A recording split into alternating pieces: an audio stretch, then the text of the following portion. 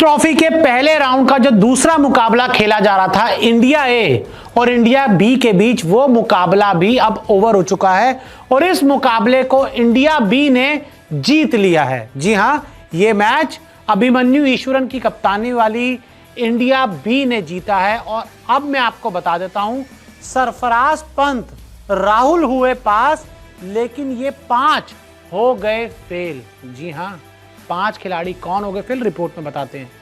तो देखिए, सबसे पहले केएल राहुल ने दिखाया बल्ले का दम। केएल राहुल थोड़ा क्रिकेट से बाहर चल रहे थे, ज़्यादा उन्होंने क्रिकेट पिछले कुछ महीनों में नहीं खेला था, लेकिन दिलीप ट्रॉफी के पहले मैच में उन्हें कप्तानी भी नहीं मिली, लेकिन उसके बावजूद केएल राहुल का जो परफॉर्मेंस था वो बहुत अच्छा रहा।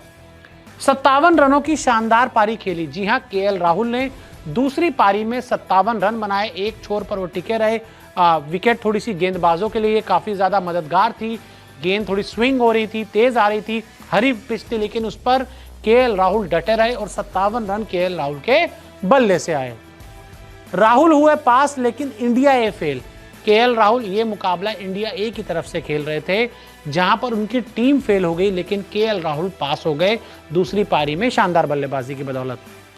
साथ ही आकाशदीप का शानदार ऑलराउंड खेल। जी हां, उन्हीं की टीम के आकाशदीप पहले गेंदबाजी में उन्होंने अच्छा किया, उसके बाद बल्लेबाजी में उनका अच्छा परफॉर्मेंस रहा। दूसरी पारी में 5 विकेट और 43 रन। जी हां, आकाशदीप ने दूसरी पारी में पहले 5 विकेट लिए और फिर उसके बाद उन्होंने 43 रन की पारी खेली। पंत ने दूसरी पारी में 61 रन बनाए। जी हां, ऋषभ पंत का बल्ला भी आखिरकार हल्ला बोला। पहली पारी में वो भी फ्लॉप हुए थे, लेकिन दूसरी पारी में उनके बल्ले से शानदार 61 रन आए हैं और 47 गेंदों पर खेली ताबड़तोड़ पारी। ऋषभ पंत ने जो रन बनाए वो 47 गेंदों पर ताबड़तोड़ पारी खेलकर बनाए। यश दयाल ने दूसरी पारी में 3 विकेट लिए। यश दयाल का नाम लगातार चर्चाओं में आ रहा है, यश दयाल के परफॉर्मेंस की हर कोई तारीफ कर रहा है और अब यश दयाल ने दूसरी पारी में 3 विकेट लिए हैं। एक और ऐसे गेंदबाज जो आगे चल के इंडिया खेल सकते हैं। शुभमन ने दूसरी पारी में 21 रन बनाए। शुभमन गिल का जन्मदिन है, उम्मीद से की जा रही थी कि उनसे एक बड़ी पारी आएगी, लेकिन शुभमन गिल के बल्ले से 21 रन आए। आगे बढ़ते हैं। रियान ने दूसरी पारी में 31 रन बनाए। रियान पराग की यहाँ बात करनी होगी, उनसे भी उम्मीद की जा रही थी कि एक बड़ी पारी आएगी, लेकिन उनसे बड़ी पारी नहीं आई। रियान पराग 31 रन बनाकर आउट हो गए।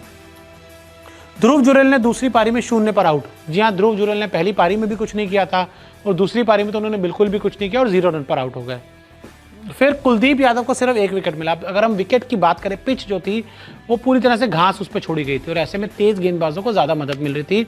और इस मैच में कुलदीप यादव ने दोनों पारियों में गेंदबाजी की, लेकिन उनके खाते में सिर्फ और सिर्फ 1 विकेट आया, जो कह सकते हैं कि थोड़ा सा कुलदीप यादव का जो स्टैंडर्ड है उसको देखकर निराशाजनक प्रदर्शन है।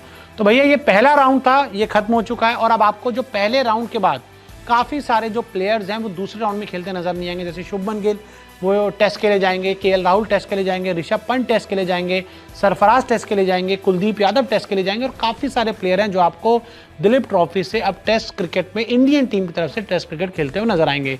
तो दूसरा राउंड, पहला राउंड खत्म हो गया। पहले राउंड का दूसरा जो मुकाबला है वो खत्म हो गया और इस मुकाबले को इंडिया बी ने जीता है और इंडिया ए की हुई है हार।